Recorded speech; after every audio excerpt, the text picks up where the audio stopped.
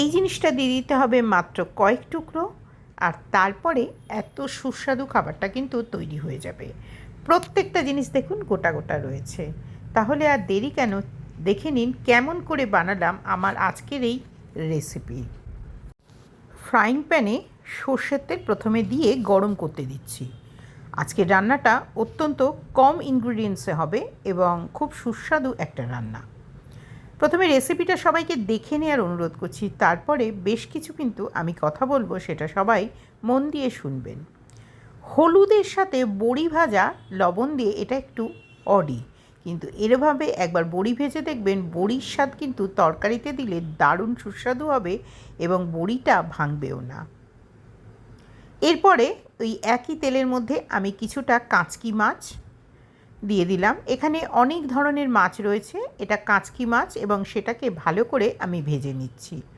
কাঁচকি মাছ জানেনই যেহেতু নরম হয়, সেজন্য একটু ধীরে আস্তে এটাকে ধিমে গ্যাসে ধীরে ধীরে করে ভেজে নিতে হবে, যাতে মাছগুলো গোটা গোটা থাকে। এই মাছটা যতক্ষণ ভাজা হচ্ছে ততক্ষণ অবধি আমি একটা বিশেষ ধরনের তেঁতুলের রস তৈরি করছি। তেঁতুলকে 15-20 মিনিট ভিজিয়ে রেখেছিলাম গরম জল দিয়ে। তারপরে তেঁতুলের ভেতর থেকে সমস্ত যে শক্ত অংশগুলো তুলে ফেলে দিয়ে তেঁতুলের রসটাকে ভালো করে ছাঁকনি দিয়ে আঙুলের সাহায্যে ছেঁকে বার করে নিচ্ছি, যাতে কেবল তেঁতুলের রসটাই থাকে, বাকি যে শক্ত অংশ এবং অল্প অল্প যে শক্ত অংশ থাকে সেটাও বেরিয়ে যায়। এরপরে এর মধ্যে মেশালাম গুড় পাউডার বা জগাড়ি পাউডার আর লেবুর রস। দেবার পরে এটা একটা দারুণ সুস্বাদু হবে, কিন্তু গুড় ও তেঁতুলের রস ও লেবুর রস একসাথে মিশতে একটু সময় লাগবে, সেজন্য এটা 10-12 মিনিট মতন রেখে দিলাম। ততক্ষণে দেখুন মাছটা বেশ ভালো করে কড়কড়ে করে ভাজা হয়ে গিয়েছে।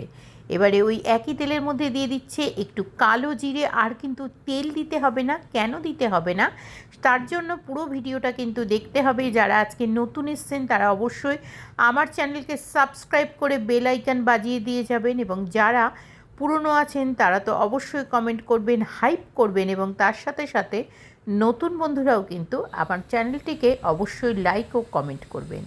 আপনাদের ছোট্ট একটি মূল্যবান কমেন্ট আমাকে অনেক অনেক বেশি প্রেরণা যোগায় নতুন নতুন রেসিপি আপনাদের কাছে নিয়ে আসতে।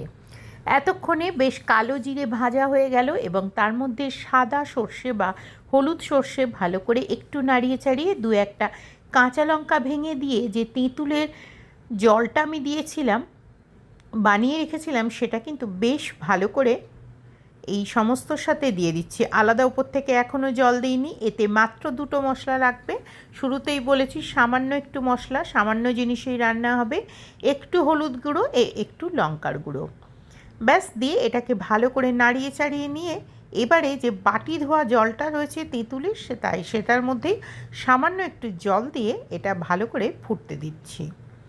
এর মধ্যে আরেকটু কিন্তু লবণ মেশাতে হবে, যেহেতু এর মধ্যে আলাদা করে মাছ ভাজার পরে লবণ দেওয়া হয়নি এবং তেঁতুলের জল পড়েছে, যার জন্য জিনিসটা একটু টক হবে, কিন্তু এটা একেবারেই টক হবে না, এটাকে টক ভাবলে ভুল হবে। এরপরে আমি দিয়ে দিলাম যে কাঁচকি মাছগুলো ভাজা ছিল, সেই সমস্ত কাঁচকি মাছগুলো দিয়ে বেশ ভালো করে এটাকে ফুটিয়ে নিতে হবে প্রায় 2-3 মিনিট মতো। তারপরে সামান্য একটু কথা মতন আমি রেগুলার লবণ দিলাম, আপনারা চাইলে যে কোনো ফ্লেভার লবণ ব্যবহার করতে পারেন। এরপরে সেই ভাজা বড়ি, দেখুন একটিও বড়ি, ছোট ছোট বড়ি কিন্তু এগুলো, সে বড়ি কিন্তু একটুও ভাঙেনি, কারণ এটা হলুদ দিয়ে ভাজা হয়েছে বলে। এরপরে দেখুন সেই বিশেষ ইনগ্রিডিয়েন্টসটা আমি দিচ্ছি, এটা হচ্ছে আম তেল। আম তেলের যে আমগুলো অনেক পুরনোই আম তেল, সেখান থেকে কয়েক টুকরো আম তেলের সেই শক্ত অংশ, একটু লঙ্কা আর একটু একটু করে আম, আর তার সাথে দিয়ে দিচ্ছি আম তেলের একটু তেলটা। এটা দেবার পরেই একটা চমৎকার স্বাদ আসে। সত্যি বলছি, আপনারা প্রত্যেকে বাড়িতে বানাবেন। আমি একবার এটা বানিয়েছিলাম নিজে ইচ্ছে করে, তারপর থেকে বাড়িতে প্রায় বর্ষা পড়লেই প্রত্যেকের আবদার থাকে এই রান্নাটা করতে।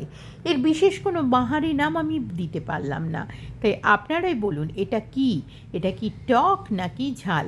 তবে এটা গরম ভাতের সাথে খেতে দুর্দান্ত, এইটুকু আমি বলতেই পারি। কেমন লাগলো আমার আজকের এই নতুন রেসিপি অবশ্যই কমেন্ট করবেন, লাইক করবেন এবং শেয়ার করবেন। বেল আইকন বাজাবেন, যখনই নতুন রেসিপি দেব আপনাদের কাছে পৌঁছে যাবে আমার চ্যানেলের ইনস্ট্যান্ট নোটিফিকেশান। দেখতে পেলেন তাহলে মাছ থেকে, লঙ্কা থেকে, বড়ি থেকে, ঝোল থেকে সব গোটা গোটা।